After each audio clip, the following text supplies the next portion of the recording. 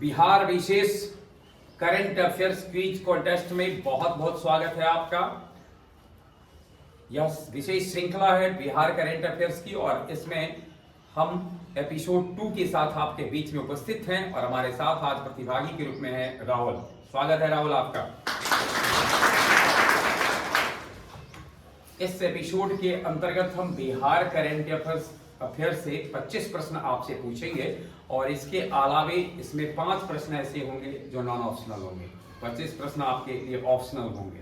सवाल पहला आपके लिए है, आपको बताना है बिहार में प्रथम राजकीय पक्षी महोत्सव आयोजित हुआ है अभी हाल ही में। कलरव का आयोजन यानी पक्षी महोत्सव कलरव के नाम से आयोजित किया गया है। इसका नागी नकटी पक्षी अभ्यारण्य में इस महोत्सव को आयोजित किया गया।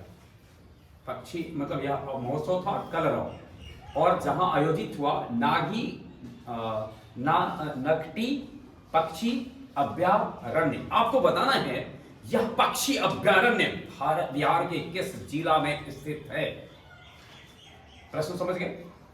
यानी नागी नकटी पक्षी अभ्यारण्य जहां की कलरव महोत्सव का आयोजन किया गया है किस जिला में स्थित है। विकल्प आपके लिए है Khagaria, Bhagalpur, Jamui, Patna. Jamui the right answer. पहले कहावत थी, पढ़ोगे लिखोगे तो बनोगे होशियार, खेलोगे कूदोगे तो बनोगे खराब। लेकिन अब हम लोगों ने 21वीं सदी में ये नारा बदल दिया है और अब खेल के लिए भी विश्वविद्यालय खोलने लगे हैं और अपना बिहार भी इसमें इस दिशा में कदम बढ़ा दिया है। आपको बताना है बिहार में प्रथम खेल विश्वविद्यालय, खेल यूनिवर्सिटी बिहार में प्रथम कहां स्थापित किया गया है। ऑप्शन है आपके लिए पटना, नालंदा, राजगीर, वैशाली। राजगीर बिल्कुल सही उत्तर है। अगला सवाल है, एक डैम है, डैम समझते होंगे, नदी पानी को रोका जाके जहां पर बिजली तैयार किया जाता है। डैम का नाम है ओढ़नी डैम। ओढ़नी डैम बिहार के एक पर्यटन स्थल के रूप में विकसित हो गया है। आपको बताना है ओढ़नी डैम किस जिला में है। जमुई, बांका, भागलपुर, पटना। बांका में, ओढ़नी डैम बांका में करेक्ट आंसर है। टोक्यो ओलंपिक 2021 भारत ने हॉकी में अच्छा प्रदर्शन किया और भारत ने हॉकी का कांस्य जीता था, जानते ही होंगे। इसमें बिहार के खिलाड़ी सम्मिलित थे। यह अलग बात है कि बिहार के लिए वो खेलते नहीं हैं, खिलाड़ी का खेलते हैं मध्य प्रदेश के लिए, लेकिन संबंध है बिहार से। और बिहार के खिलाड़ी जिनकी बात हम कर रहे हैं आपसे, वो आपको बताना है कौन थे। 2021 में हॉकी टीम जो कांस्य पदक विजेता बनी, उस टीम का हिस्सा थे आप हैं सुरेंद्र खन्ना, सुदामा शुक्ला, विवेक कुमार, सुबोध कुमार यादव। विकल्प सुरेंद्र खन्ना, सुदामा शुक्ला, विवेक कुमार और सुबोध कुमार यादव। विवेक कुमार बिल्कुल सही उत्तर है। और अगला सवाल आपसे है, आपको बताना है बिहार के किस जिला में नेशनल हाईवे राष्ट्रीय राजमार्ग की लंबाई सबसे कम है। राष्ट्रीय राजमार्ग की लंबाई सबसे कम है लखीसराय, शेखपुरा, शिवहर, मधुबनी। शिवहर में सबसे कम है, सही उत्तर है। शिवहर के बाद दूसरे नंबर पर अगर बात की जाए राष्ट्रीय राजमार्ग की लंबाई के हिसाब से सबसे कम तो आता है शेखपुरा और तीसरे स्थान पे है लखीसराय। और अगला सवाल आपसे है, बिहार राज्य विश्वविद्यालय सेवा आयोग, बिहार राज्य विश्वविद्यालय सेवा आयोग विधेयक 2022 के तहत इसके अध्यक्ष का जो अधिकतम उम्र सीमा है वह बढ़ा दिया गया है। आपको बताना है अधिकतम उम्र सीमा बिहार राज्य विश्वविद्यालय सेवा आयोग 2022 के तहत कितनी कर दी गई है अध्यक्ष के लिए। अन्य सदस्य के लिए नहीं, अध्यक्ष के लिए कितनी कर दी गई है? ऑप्शन है आपके लिए 70 वर्ष, 65 वर्ष, 60 वर्ष, 75 वर्ष। 75 वर्ष। 75 वर्ष कर दी गई है, सही उत्तर है। और अन्य सदस्य के लिए 70 वर्ष है। अब जरा सा सोच लें, अन्य सदस्य में से अगर कोई अध्यक्ष बन जाता है तो उसे 5 साल अतिरिक्त मिलेंगे और वही 70 साल ही मिलेंगे अन्य सदस्यों के लिए, 75 साल अध्यक्ष के लिए। अगला सवाल आपसे है, नीति आयोग द्वारा जारी किया गया है राज्य ऊर्जा जलवायु सूचकांक 2022। राज्य ऊर्जा और जलवायु सूचकांक 2022 में बिहार का स्थान कौन सा है? 14वां, 13वां, 20वां, 15वां? 15वां स्थान है, बिल्कुल सही उत्तर है। आप बता सकते हैं कि सूचकांक में टॉप पर कौन सा राज्य है? बड़े राज्य में गुजरात, हाँ, छोटे राज्य में गोवा। गोवा, बड़े में गौ से, छोटे में भी गौ से। गुजरात है बड़े राज्यों में शीर्ष पर और छोटे में है गोवा, और बिहार है 15वां स्थान पर। सही उत्तर है। हर खेत पानी का लक्ष्य रखा गया है। कब तक? बिहार के सारे खेतों को पानी उपलब्ध कराने का संकल्प लिया है बिहार सरकार ने। कोई भी ऐसा खेत नहीं होगा जो सुखाड़ की चपेट में आएगा। लक्ष्य रखा गया है 2023, 2026, 2024, 2025 तक 7 निश्चय 2 के तहत। जी बिल्कुल सही उत्तर दिया है। निम्न में कौन सी योजना बिहार के 7 निश्चय 2 का हिस्सा है? 7 निश्चय 2 का हिस्सा है। ऑप्शन है आपके लिए युवा शक्ति बिहार की प्रगति, सशक्त महिला सक्षम महिला, स्वच्छ गांव समृद्ध गांव। इनमें से सभी स्वच्छ गांव समृद्ध गांव, युवा शक्ति बिहार की प्रगति, सशक्त महिला सक्षम महिला, सब है। बिल्कुल सही उत्तर दिया है आपने। और हम श्रोताओं को बता दें 7 निश्चय 2 यानी पार्ट 2, इसमें आत्मनिर्भर बिहार का सपना संजोया गया है।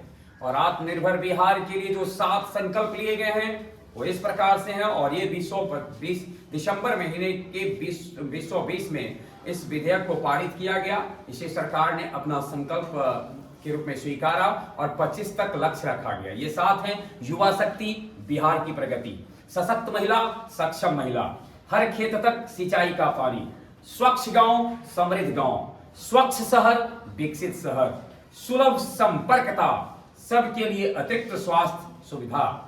गौरतलब हो 7 निश्चय पार्ट 1 2015 से 20 के बीच में रहा, जिसके 7 निश्चय थे: आरक्षित रोजगार, महिला का अधिकार, हर घर नल का जल, आर्थिक हल युवाओं का बल, हर घर बिजली लगातार, हर घर तक पक्का गली नालियां, शौचालय निर्माण, घर का सम्मान, अवसर बढ़े आगे बढ़े। आपने अपने गांव में इनमें से ये जो 7 निश्चय है इसमें से किसी का आपने देखा है? जी देखे हैं। अच्छा, आपके गांव में हर घर बिजली लगातार, इस संदर्भ में ठीक है? जी बिल्कुल। लग रहा है कि बिहार ने अपने जो 7 लक्ष्य पीछे रखा था उसको पूरा किया और इससे उम्मीद की जा सकती है कि आगे भी पूरा करने वाला है। चलिए अगला सवाल आपसे है, 11वां सवाल है। अभी वर्तमान में बिहार में चुनाव हो रहे हैं और नगर पालिका के लिए, नगर निगम के लिए चुनाव हो रहे हैं। आपके इसी से जुड़ा हुआ सवाल है, बिहार में राज्य के मुख्य निर्वाचन अधिकारी कौन है? बिहार राज्य के मुख्य निर्वाचन अधिकारी कौन है? HR श्रीनिवास, दीपक प्रसाद, रविंद्र कुमार, अब्दुल बारी सिद्दीकी। HR श्रीनिवास। बिल्कुल सही उत्तर है। वहीं दीपक प्रसाद राज्य के निर्वाचन आयुक्त हैं, अधिकारी नहीं है, आयुक्त हैं, कमिश्नर हैं। और उसके बाद रविंद्र कुमार बिहार SSC बिहार कर्मचारी चयन आयोग के वर्तमान अध्यक्ष हैं। और अब्दुल बारी सिद्दीकी बिहार ओलंपिक संघ के अध्यक्ष हैं। अगला सवाल आपसे है, वर्तमान में बिहार के पंचायती राज मंत्री हैं। ऑप्शन है आपके लिए शमीम अहमद, मुरारी प्रसाद गौतम, चंद्रशेखर, शीला कुमारी। मुरारी प्रसाद गौतम बिल्कुल सही उत्तर है आपने। बता सकते हैं शमीम अहमद किस पद पर है? एक विशेष मंत्रालय है शमीम अहमद के पास, कानून मंत्री। चलिए और चंद्रशेखर तो जानते हैं शिक्षा मंत्री, डॉक्टर चंद्रशेखर शिक्षा मंत्री हैं और शीला कुमारी हैं परिवहन मंत्री। अगला सवाल आपसे, तेज प्रताप यादव के पास निम्न में से कौन सा मंत्रालय है? मैं पहले 1 2 3 बोल रहा हूं और इसके बाद मैं कुछ बोलूंगा। पहला सुनिएगा, वन एवं जलवायु परिवर्तन, दूसरा है ग्रामीण विकास मंत्रालय, तीसरा है पर्यावरण। अब कूट सुनिए, ए केवल एक अर्थात कि केवल वन एवं जलवायु परिवर्तन, बी केवल 2 अर्थात ग्रामीण विकास मंत्रालय, सी सभी 1 2 3 और डी 1 और 3 यानी वन एवं जलवायु परिवर्तन एवं पर्यावरण। 1 एवं 3 होगा। यानी वन एवं जलवायु परिवर्तन और पर्यावरण मंत्री, दोनों मंत्री हैं तेज प्रताप यादव। बिल्कुल सही उत्तर दिया है। हसनपुर से हमारे विधायक हैं तेज प्रताप यादव, समस्तीपुर हसनपुर से, और उनके पास अभी वर्तमान में 2 मंत्रालय है। अगला सवाल आपसे है, चालू लोकसभा जानते हैं कि 17वीं लोकसभा है, 2019 में चुनाव हुए थे। बिहार में लोकसभा सीटों की संख्या 40 है। आपको बताना है कि इनमें से कितनी महिला निर्वाचित होकर, यानी बिहार से कितनी महिलाएं 40 में से 2019 का जो चुनाव हुआ लोकसभा का, तो भारत ये संसद है, इसमें बिहार से महिलाओं का प्रतिनिधित्व कितना है? तैयार है? 4 5 3 एक को बोले। 3 होगा। 3 है। तीनों का नाम जानते हैं? बीना देवी, अच्छा, कविता सिंह, हाँ, एक रमा जी, सही उत्तर दिया है। रमा देवी शिवहर से बीजेपी की सांसद हैं, कविता सिंह सिवान से जनता दल यूनाइटेड के सांसद हैं और बीना देवी वैशाली से लोजपा की सांसद हैं। अगला सवाल आपसे है, अभी चुनाव हो रहे हैं जो नगर निकाय के, उसमें नगर निगम की संख्या कितनी है? 18 16 19 20 19। बिल्कुल सही उत्तर दिया है। जानते हो उस्मा नगर कौन है? नगर निकाय सहरसा, सही उत्तर दिया है। और हम अपने श्रोताओं को बताना चाहेंगे कि बिहार का सबसे पहला पटना और सबसे बड़ा भी, यानी जो उसके परिषदों की संख्या है उसमें सबसे अधिक। हाँ जी। अगला सवाल आपसे है, बिहार में कुल कितने विश्वविद्यालय, कुल विश्वविद्यालयों की संख्या पूछी जा रही है इसमें।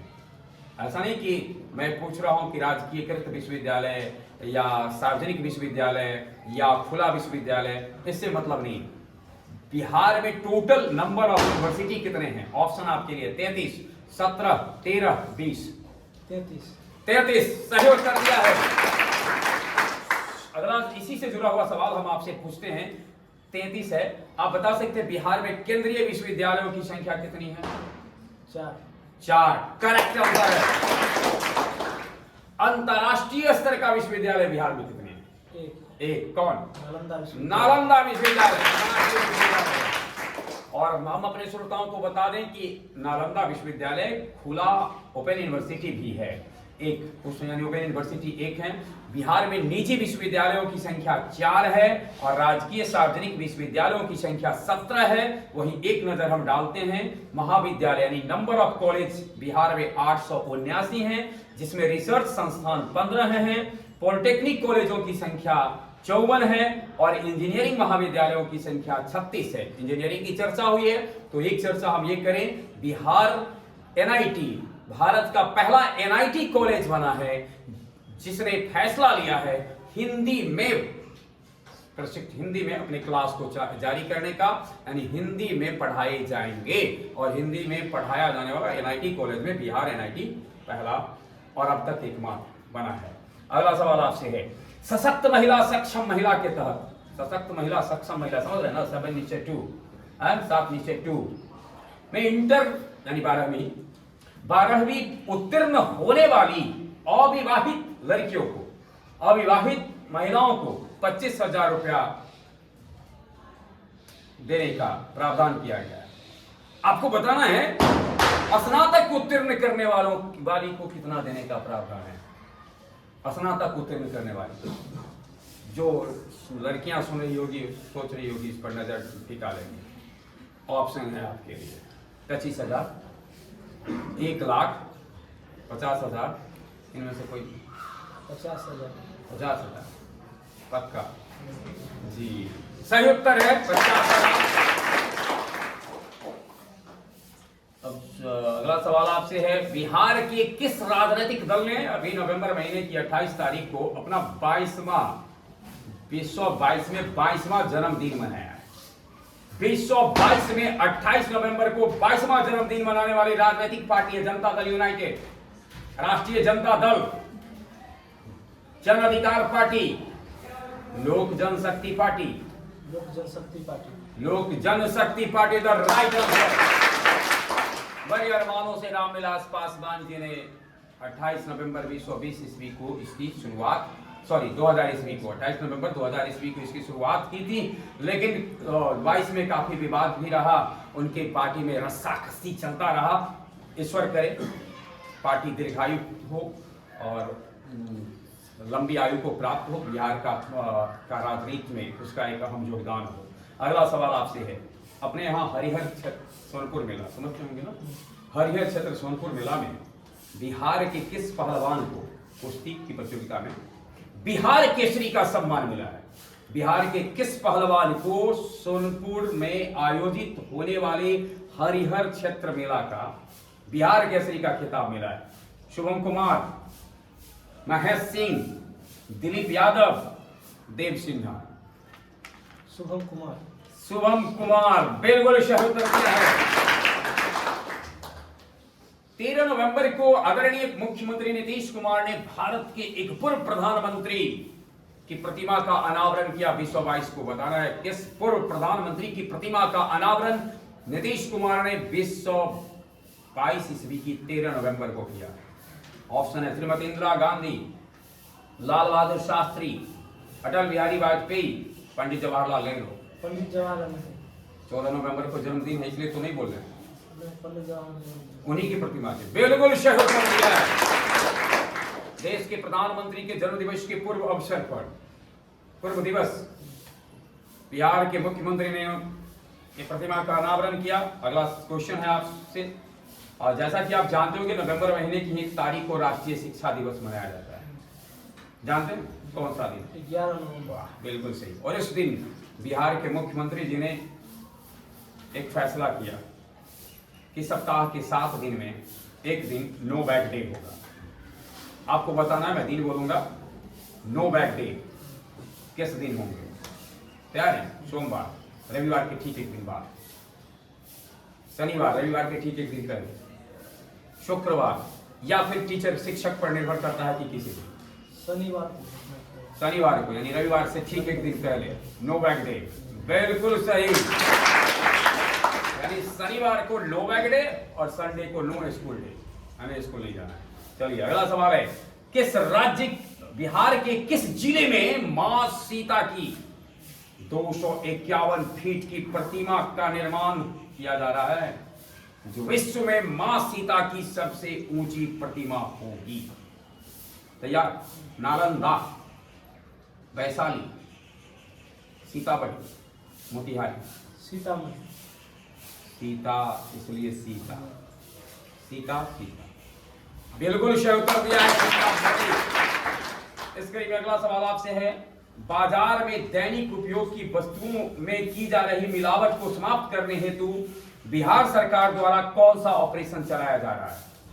यानी जो दैनिक उपयोग की वस्तु है उसमें मिलावट को समाप्त करने के लिए बिहार सरकार द्वारा चलाया जा रहा ऑपरेशन है दशक मुद्गल चाणक्य रोजगार।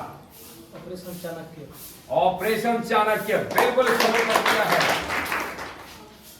और इस कड़ी में अगला सवाल है आपसे, निक्की एशिया पुरस्कार से सम्मानित होने वाले बिंदेश्वर पाठक का संबंध किस जिला से है? वैशाली, भोजपुर, रोहतास, नालंदा। वैशाली जिला। वैशाली। वैशाली बिल्कुल सही उत्तर दिया है आपने। गौरतलब हो जमदाहा के बगल में रामपुर कोहियार गांव है और वहीं से हैं बिंदेश्वर पाठक, जिन्होंने सुलभ शौचालय की परिकल्पना की, सुलभ इंटरनेशनल की, और इसके कारण एशिया विश्व स्तर पर, एशिया स्तर पर राष्ट्रीय अंतर्राष्ट्रीय कई पुरस्कार को प्राप्त कर चुके हैं। स्वच्छता से जुड़े अनेक पुरस्कार उनको मिले हैं। अगला सवाल है आपसे, केंद्रीय प्रदूषण नियंत्रण बोर्ड CPCB द्वारा 7 नवंबर 2022 को एक रिपोर्ट जारी किया गया, आंकड़ा जारी किया गया। इसके अनुसार भारत के सबसे ज्यादा प्रदूषित शहर में बिहार का कौन सा शहर आया है? सबसे ज्यादा प्रदूषित। बिहार की राजधानी पटना, पूर्णिया, भागलपुर, कटिहार। कटिहार। कटिहार करेक्ट आंसर है। राष्ट्रपति द्रौपदी मुर्मू द्वारा हाल ही में बिहार के किस नर्स को फ्लोरेंस नाइटिंगेल अवार्ड से नवाजा गया है? फ्लोरेंस नाइटिंगेल अवार्ड से नवाजा गया है। आप हैं नाजिया परवीन, फरजाना परवीन, गीता यादव, पूजा सिंह। नाजिया परवीन। नाजिया परवीन को फ्लोरेंस नाइटिंगेल अवार्ड मिला है भारत के राष्ट्रपति द्रौपदी मुर्मू जी के द्वारा। बिल्कुल सही उत्तर दिया गया और इस प्रकार राहुल ने अपने हिस्से के तमाम प्रश्नों के सही उत्तर दिया है। ये वैसे प्रश्न थे जिन्होंने अपने मतलब जिसके संदर्भ में कहा जा सकता है कि यह आने वाले परीक्षा के लिए काफी महत्वपूर्ण है। तमाम शुभकामनाओं के साथ आप हमारे इस एपिसोड में, इस क्विज कॉन्टेस्ट श्रृंखला में हिस्सा लिए, इसके लिए बहुत बहुत धन्यवाद।